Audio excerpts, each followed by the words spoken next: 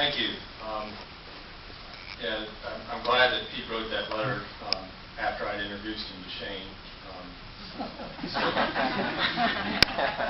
But I'm really happy to have everybody here and testify tonight. It shows that there is a will of the people from all spectrums. We've heard from college Republicans to the Democrat Party of Wayne County, from 9/12 groups to Occupy folks. It's really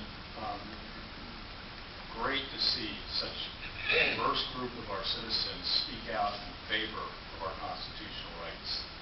And I think that is really a great thing. There are a couple quotes that came to my mind as I'm listening to all this that weren't used tonight. I'm surprised. Probably the first one that comes to my mind is Benjamin Franklin. Those who would give up essential liberty to purchase a little temporary safety deserve neither liberty nor safety. Yeah. The other one's Edmund Burke. All that is required for evil to flourish in the world is for good men to do nothing.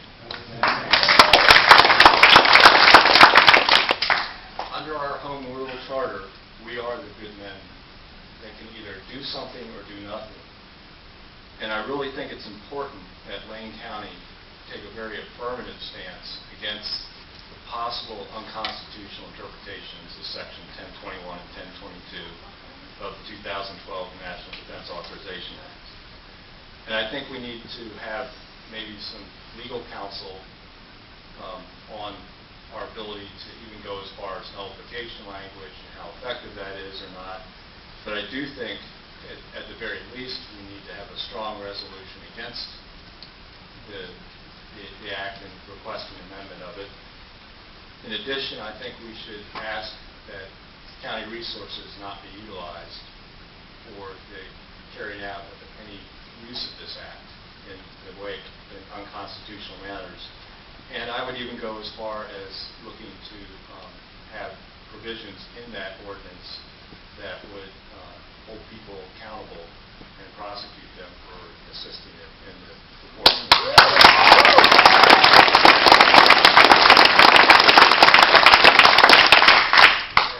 We've heard lots of testimony, everything from how you define belligerent. Is it standing on a corner with a three-corner hat on? Guilty.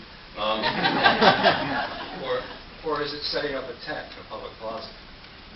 I mean, it's pretty easy to be labeled by your government as belligerent, and then to be lumped in and put in a place that shouldn't be put under this act. When are the end to hostilities? We've gotten to this place where we don't declare war on another nation anymore. We declare war on a concept. How long is the war on poverty going on? How about the war on drugs? That's right. Now it's the war on terror. When will that ever end? You can't declare an end to a war on a concept. So it's basically, we can decide that you're belligerent, and we can decide then to hold you indefinitely until the end of whenever this concept goes away, which concepts never do.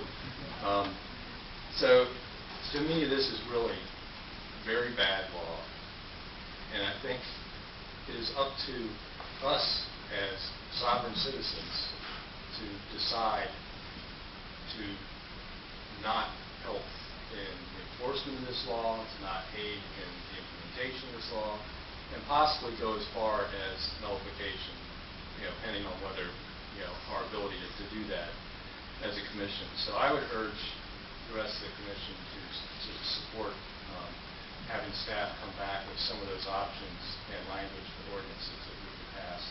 At the very least, we need to pass a very strong resolution urging amendment or repeal of these sections, and it should go as far as looking at non-compliance, non-assistance, non-use of county resources, and actually holding people, including our own staff, responsible for not assisting in the implementation of this act, and possibly having penalties for assisting in that act and helping with this act.